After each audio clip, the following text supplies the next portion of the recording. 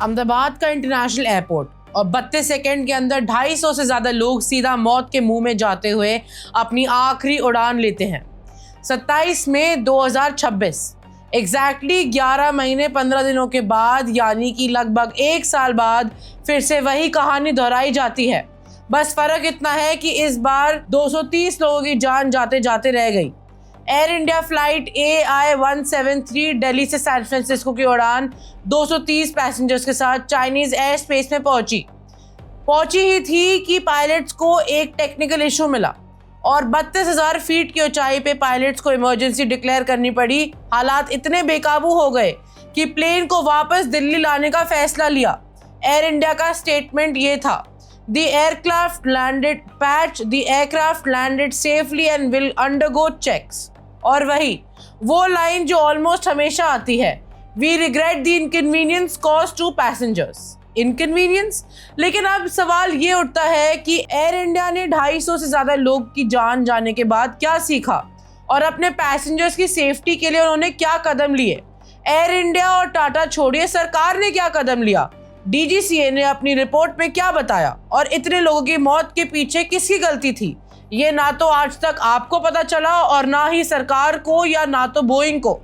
नमस्कार, मैं हूं रिताना मित्तल। आज का इंसिडेंट तो बस ट्रेलर था, लेकिन भारत की एविएशन इंडस्ट्री का स्तर लगातार गिरता जा रहा है।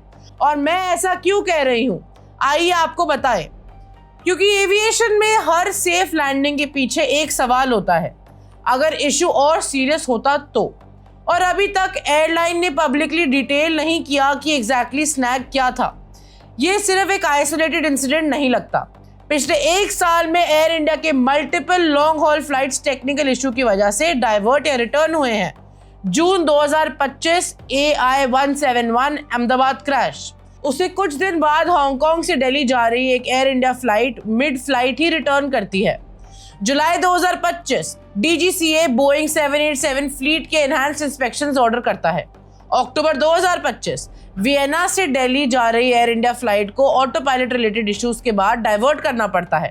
नवंबर 2025 सैन फ्रांसिस्को से दिल्ली आ रही एक एयर इंडिया फ्लाइट मंगोलिया में प्रिकॉशनरी लैंडिंग करती है after suspected technical problem.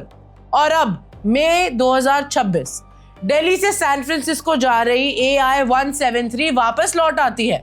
Reuters की रिपोर्टिंग के मुताबिक एयर इंडिया का रिपोर्टेड टेक्निकल डिफेक्ट रेट दिसंबर 2026 के कंपैरिजन में सिग्निफिकेंटली इंक्रीज हुआ है और पार्लियामेंट में प्रेजेंट की गई गवर्नमेंट डेटा में भी रेकरिंग टेक्निकल डिफेक्ट्स का कंसर्न रेज हुआ था अक्रॉस मल्टीपल एयरक्राफ्ट्स।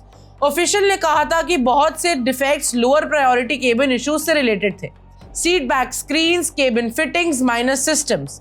लेकिन पैसेंजर्स के लिए सवाल सिंपल है, कैसे पता चलेगा कौन सा डिफेक्ट माइनर है और कौन सा नहीं। अब बात करते हैं उस चीज की जो हम जानते हैं और उस चीज की जो अभी भी अनक्लियर है।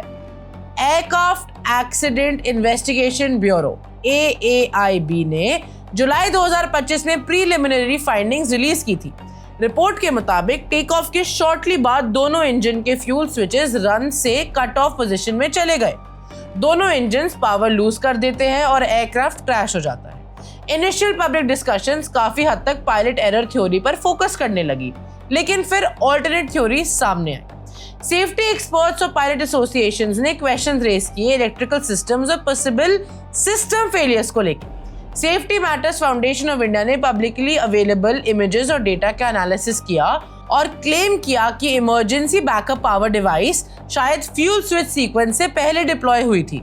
और अगर ऐसा हुआ हो तो इसका मतलब है कि एयरक्राफ्ट में कोई ब्रॉडर इलेक्ट्रिकल फेलियर हुआ है, लेकिन ये अभी ऑफिशियली कंफर्म कंक्लूजन नहीं है।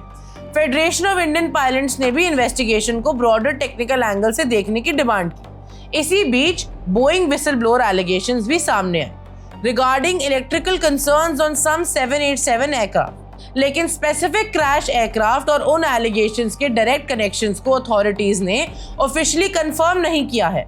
और फिर भी क्रिटिसिज्म हुआ कि पब्लिक नैरेटिव बहुत जल्दी पायलट्स की तरफ शिफ्ट हो गया।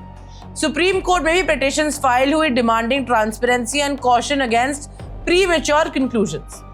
कैप्टन सुमित सब्रवाल के फैमिली मेंबर्स ने भी इंडिपेंडेंट इन्वेस्टिगेशन की डिमांड की और फाइनल AAIB रिपोर्ट आज भी पेंडिंग है। इंडिया दुनिया की फास्टेस्ट ग्रोइंग एविएशन मार्केट्स में से एक है। हम नए एयरपोर्ट्स बना रहे हैं, हंड्रेड्स ऑफ एयरक्राफ्ट्स ऑर्डर कर रहे हैं, एयर ट्रैवल रैपिडली एक्सपैंड हो रहा है। लेकिन एविएशन सिर्फ ग्रोथ से सेफ नहीं बनती, सेफ्टी ट्रांसपेरेंसी से बनती है, मेंटेनेंस कल्चर से बनती है, अकाउंटेबिलिटी से बनती है। आज AI-173 सेफली लैंड कर गया, पायलट्स ने सही डिसीजन लिया, पैसेंजर्स घर पहुंच गए, इस बार सब बच गए। लेकिन एविएशन हिस्ट्री की एक चीज बार बार सिखाती है, क्लोज कॉल्स इग्नोर नहीं किए जाते।